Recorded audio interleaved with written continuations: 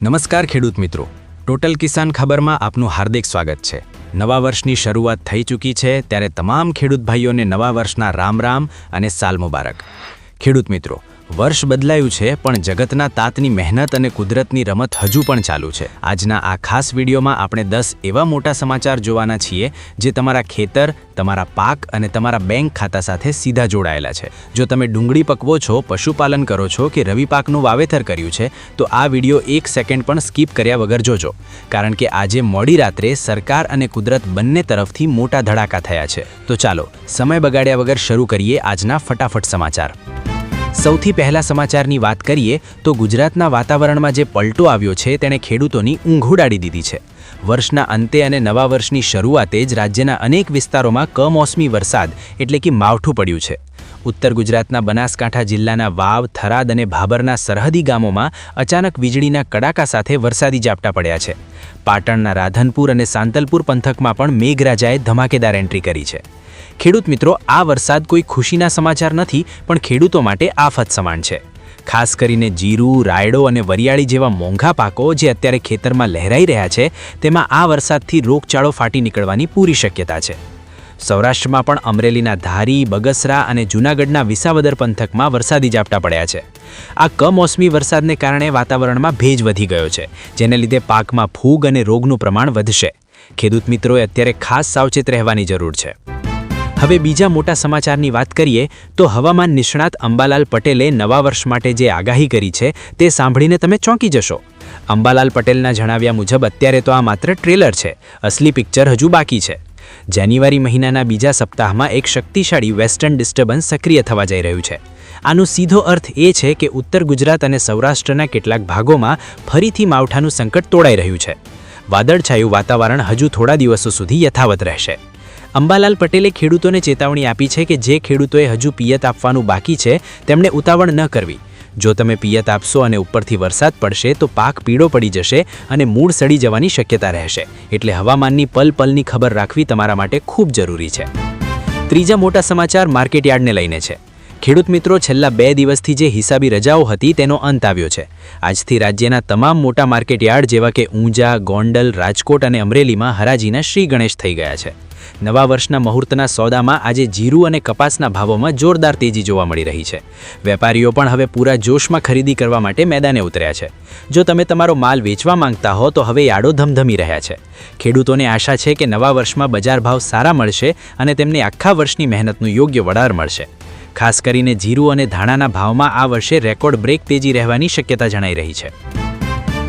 ચોથા અગત્યના સમાચાર ટેકાના ભાવે મગફળીની ખરીદીને લઈને છે। સરકાર દ્વારા જે ખરીદી પ્રક્રિયા ચાલી રહી છે તે હવે અંતિમ તબક્કે પહોંચી છે, પણ હજુ પણ હજારો ખેડૂતો એવા છે જેમને રજિસ્ટ્રેશન કરાવ્યા છતાં મેસેજ નથી આવ્યા। પુરવઠા નિગમે સ્પષ્ટતા કરી છે કે જે ખેડૂતો બાકી છે તેમણે મૂંઝાવાની જરૂર નથી। ગોડાઉનોમાં જગ્યાના અભાવે થોડો વિલંબ થયો હતો, પણ હવે નવી વ્યવસ્થા કરવામાં આવી છે। જો તમને મેસેજ ન મળ્યો હોય તો તમારે તાત્કાલિક તમારી એપીએમસી સેન્ટર પર જઈને અધિકારીનો સંપર્ક કરવો જોઈએ। સાથે જ મગફળીના પેમેન્ટ બાબતે પણ સારા સમાચાર છે। સરકારે કરોડો રૂપિયા ફાળવી દીધા છે અને નવા વર્ષના પહેલા અઠવાડિયામાં જ મોટાભાગના ખેડૂતોના ખાતામાં પૈસા જમા થઈ જશે। પાંચમા સમાચાર પશુપાલક ભાઈઓ માટે ખૂબ જ આનંદના છે। નવા વર્ષની શરૂઆતે જ ડેરીઓએ દૂધના ભાવમાં વધારો કરીને પશુપાલકોને મોટી ભેટ આપી છે। બનાસ ડેરી અને સાબર ડેરી દ્વારા કિલો ફેટના ભાવમાં 10 થી 15 રૂપિયાનો વધારો કરવામાં આવ્યા છે। પશુ આહાર અને ઘાસચારાના ભાવ વધતા પશુપાલકો પરેશાન હતા, ત્યારે આ ભાવ વધારો તેમને મોટી રાહત આપશે। હવેથી જ્યારે પણ તમારી દૂધની મંડળીમાં પગાર થશે ત્યારે તમને વધીને ભાવ મળશે। પશુપાલન હવે વધુ નફાકારક બનશે અને ગ્રામીણ અર્થતંત્રમાં પણ નવો પ્રાણ પૂરાશે। જો તમે વધુ દૂધ ઉત્પાદન કરવા માંગતા હો તો પશુઓના આહારમાં યોગ્ય ફેરફાર કરવાની પણ અત્યારે જરૂર છે। છઠ્ઠા સમાચાર ખાતરની અછત અને સબસિડીને લઈને છે। સોશિયલ મીડિયા પર એવી અફવાઓ ફેલાઈ રહી હતી કે નવા વર્ષથી ખાતર મોંઘું થશે, પણ ખેડૂત મિત્રો, આ અફવાઓથી દૂર રહેજો। કેન્દ્ર સરકારે સાફ કહી દીધું છે કે યુરિયા અને ડીએપી ખાતર પર મળતી સબસિડી ચાલુ રહેશે। ભલે આંતરરાષ્ટ્રીય બજારમાં ભાવ વધે, પણ ભારત સરકાર ખેડૂતોને જૂના ભાવે જ ખાતર આપશે। ઉલટાનું સરકાર હવે નેનો યુરિયા પર વધુ ભાર મૂકી રહી છે। જો તમે ખેતી ખર્ચ ઘટાડવા માંગતા હો તો નેનો યુરિયાનો ઉપયોગ વધારો। ખાતરની કોઈ અછત નથી, એટલે કાળા બજારમાં મોંઘા ભાવે ખાતર ખરીદવાની ભૂલ ન કરતા। સાતમા મોટા સમાચાર કિસાન ક્રેડિટ કાર્ડ એટલે કે કેસીસી ધારકો માટે છે।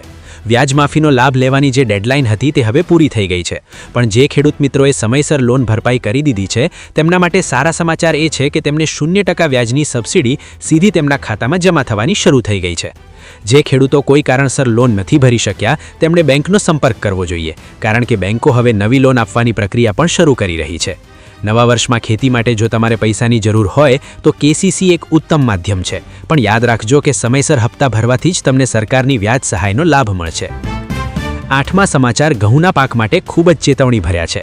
અત્યારે વાતાવરણમાં જે ભેજ અને ઝાકળ છે તેના કારણે ઘઉંમાં ગેરુ નામનો રોગ આવવાની પૂરેપૂરી શક્યતા છે. કૃષિ યુનિવર્સિટીના વૈજ્ઞાનિકોએ એડવાઇઝરી બહાર પાડી છે કે જો તમારા ઘઉંના પાન પીળા કે કેસરી પડવા લાગે તો તરત જ સાવચેત થઈ જજો. આ ફૂગજન્ય રોગ છે જે પવન દ્વારા આખા ખેતરમાં ફેલાય છે. જો સમયસર દવા ન છાંટવામાં આવે તો ઘઉંની ગુણવત્તા અને ઉત્પાદન બંને ઘટી જાય છે. ખેડૂત મિત્રોએ અત્યારે ખાસ સાવચેત રહેવાની જરૂર છે. 9મા સમાચાર આઈ ખેડૂત પોર્ટલ પર ખેત ઓજારોની સબસિડીને લઈને છે. ખેડૂત મિત્રો, તમે જે ટ્રેક્ટર, થ્રેસર કે રોટાવેટર માટે અરજીઓ કરી હતી તેનો ડ્રો હવે ટૂંક સમયમાં થવા જઈ રહ્યો છે. નવા વર્ષના આ મહિનામાં જ ઓનલાઈન ડ્રો કરવામાં આવશે અને જે ખેડૂતોના નામ લાગશે તેમને મોબાઈલ પર SMS દ્વારા જાણ કરવામાં આવશે. જો તમે હજુ સુધી તમારી અરજીની સ્થિતિ ચેક નથી કરી તો આઈ ખેડૂત પોર્ટલ પર જઈને જોઈ લો કે તમારા ડોક્યુમેન્ટ ઓકે છે કે નહીં. સરકાર આ વખતે મોટા પાયે સબસિડી ફાળવવાની છે, એટલે આશા છે કે વધુમાં વધુ ખેડૂતોને આનો લાભ મળશે. અને હવે 10મા અને સૌથી ધમાકેદાર સમાચાર જે અત્યારે વાયુ વેગે વાયરલ થઈ રહ્યા છે.